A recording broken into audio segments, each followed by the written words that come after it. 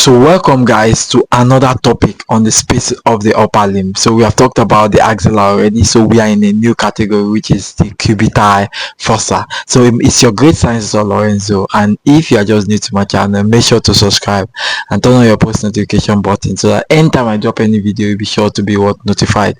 Always read it with that area the way I've explained. Read your bones of your upper limb, read the muscles of your upper limb, come to the spaces of the upper limb, because you will understand when you read it throughout this area.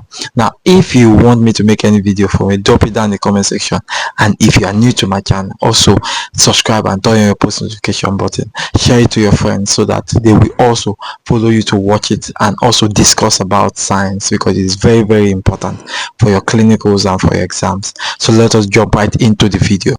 Hello guys, welcome to another of my video. Today we'll be talking about spaces. So we have talked about the muscles, we have talked about bones, because I'm arranging it one by one so that it will be much more easier for you guys to understand. So today we're talking about spaces, and the first space we'll pick, so we have talked about the axilla, so go watch the video on axilla now. So after axilla, the next space that is close to the axilla is the cubital fossa. So the cubital fossa, you see it in front of the elbow joint. So that place they take blood from patients, or they take blood when they want to analyze or they want to test. So that place in your elbow, you are seeing it on the screen now. So that is the cubital fossa. So what is the cubital fossa? So the cubital fossa is a triangular shaped space, or a triangular hollow depression in front of the elbow joint that transmit neurovascular structures from the arm to the forearm. So it's just a space but triangular in shape. So it transmits neurovascular structures from the arm to the forearm. Now it is homologous, which means it looks like the popliteal fossa. So it's homologous and it looks like the popliteal fossa of the lower limb. So where is the popliteal fossa? The popliteal fossa is at the back of the knee joint, so they look alike. So what you have in the upper limb, you also have the synonymous to the lower limb too, because you have the axilla in the upper limb. So synonymous to the axilla, you say is the femoral triangle. So I have all these videos, go watch them now. If you are taking courses on lower limb too, you can also watch that in order for you to understand. So remember, I tell you that it's synonymous and it's homologous to the popliteal fossa, which is at the back of the knee joint. So what are the boundaries of the cubital fossa? What are the boundaries? What are the meaning of boundary? Boundaries means what are the structures that are located around the cubital fossa. So first one, you have the apex, first of all. So what are the apex? The apex is the meeting point of the brachioradialis and the pronator teres. So you'll be seeing the pictures on your screen now. The meeting point where the two muscles overlap each other, you call it what? The apex. Now what is the base? The base of the cubital fossa is the imaginary line that is drawn between the two epicondyli. So what is the two epicondyli? The medial epicondyle and the lateral epicondyle. So we have talked about the apex, we have talked about the base. Now what's located laterally? So what is lateral? In the lateral you have your medial border of the brachioradialis muscle. Medial border of the brachioradialis muscle. So what is medial now? The medially it is bounded by the lateral border of the pronator teres. So pick it one by one. You are seeing it on your screen now, so I made it available so it will be much more easier for you to understand. So look at the pictures and you jot them down. So we have talked about apex, we have talked about base, we have talked about lateral, we have talked about medial. So what is superficial, or what you call the roof or the superficial part? It is bounded in the roof by the skin and the superficial fascia. The skin and the superficial fascia. So when you are starting, you have the skin. So if you are looking at your arm now, you have the skin. After the skin is the superficial fascia. In the superficial fascia, what does it contain? It contains vessels and nerves. The vessels is superficial vessels, and the nerves are what? Cutaneous nerves. So what are the vessels you can see superficially? You can see the medial cubital vein, and the medial cubital vein is connecting the cephalic and the basilic vein. You can also see the medial and lateral cutaneous nerve of the forearm. They are also present there, which you see on your screen too. These are cutaneous nerves and cutaneous veins. You get it now? So what are cutaneous? Cutaneous is the skin. Now the last one is the deep fascia. Now what is the deep fascia? Because you have skin, superficial fascia, deep fascia. So what is the deep fascia at this point? Deep fascia is the bicipital aponeurosis. Bicipital aponeurosis.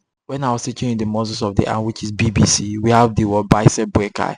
The bicep brachii cause the cubital fossa through the help of the bicipital what aponeurosis, if you remember that, for those that watched the video before coming here. So what is the floor? What can you see as the floor of the cubital fossa? The floor, you can see what you have: your supinator and you have your brachialis muscle.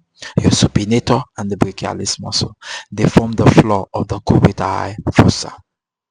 Now, are the content of the cubital fossa? So what are the contents? Now, remember, it's actually narrow. The cubital fossa is actually narrow. Are you getting me? Therefore, its contents, you can see it very well when you flex your elbow. So when you flex your elbow, what happens? You can really see the content of the cubital fossa. So now what can we see there? We can see you have used the mnemonic MBBS. You use the mnemonic MBBS. So what's MBBS? We have the medial nerve. Now you have brachial artery, you have bicep tendon, and you have the superficial branch of your radial nerve. So MBBS: M for medial nerve, B for brachial artery, B for bicep tendon, and S for what? Superficial branch of what? Radial nerves. So hope you get it. MBBS. Now, since you have understood from medial to lateral, we have talked about the introduction, we talked about the boundaries, we talked about the content. Now we have moved to the clinical correlation. So what clinical part of the cubital fossa? Why is the cubital fossa very important in practice? So remember I said in the superficial fascia, you have what we call the medial cubital vein. The medial cubital vein is just like a bridge between the cephalic vein and the basilic vein. These are important superficial veins of the upper limb because they bring blood from the upper limb down to the axilla and down to the heart to some major veins too. So now, what is the medial cubital vein? This is a vein that is important to collect blood samples. It's used for IV injection. So when they want to give you IV injection, they select the medial cubital vein. So the medial cubital vein is much more important in giving IV and to collect blood. Don't forget. So when they want to take blood from a patient in the hospital, they put the cannula inside the medial cubital vein. So in some people, the medial cubital vein is H in shape, while in some people the medial cubital vein is M in shape. So it depends. So the medial cubital vein is just a place to collect blood or to give IV. So you can give IV to maybe 2 drip, or they use it to collect blood. Also, the cubital fossa is important to check the brachial pulse. The brachial pulse is felt familiarly to the bicep tendon. So it's used to record the blood pressure. So you can check the brachial pulse from there, but just 1 inch above the cubital fossa. So when you put your cuff of your sphygmanometer on 1 inch above your cubital fossa, you can use it to get your blood pressure reading. So they use it in the hospital very well. So the next one now, also to deal with fractures and around the elbow, especially the supracondylar fracture of the humerus, the content of the cubital fossa, especially the brachial artery and the medial nerves, are vulnerable during fracture. So Volkmann ischemic fracture. What are Volkmann ischemic fracture? So when you have supracondylar fracture, you call it Volkmann ischemic fracture. You always damage, or the content of the cubital fossa are prone to damage at that point. Don't forget. So we have MBBS. So when you have the medial or lateral supracondylar fracture, you put the content of the cubital fossa vulnerable towards damage. Don't forget. So I hope it all made sense and you have understood everything I've talked about the cubital fossa. We talked about the introduction, saying it's a triangular shaped space in the front of the elbow joint. Talked about the boundaries, the medial, lateral, superficial, and deep boundaries. And we talked about the content, MBBS. And finish up by talking about the clinical correlations, where we talk about the brachial pulse and we talked about taking blood from the vein or giving IV injection to the medial cubital vein, the vulnerability of the content of the cubital fossa during supracondylar fracture. So we talked about everything. I hope you understand it. So if you are just new to my channel, make sure to subscribe and turn on the post notification button, so at any time I drop any video, you'll be sure to be notified. And if you want me to make a video for you, also drop it down in the comment section. I promise I'll make the video for you. So now we are done for today. Now I'll see you in my next class. Bye bye.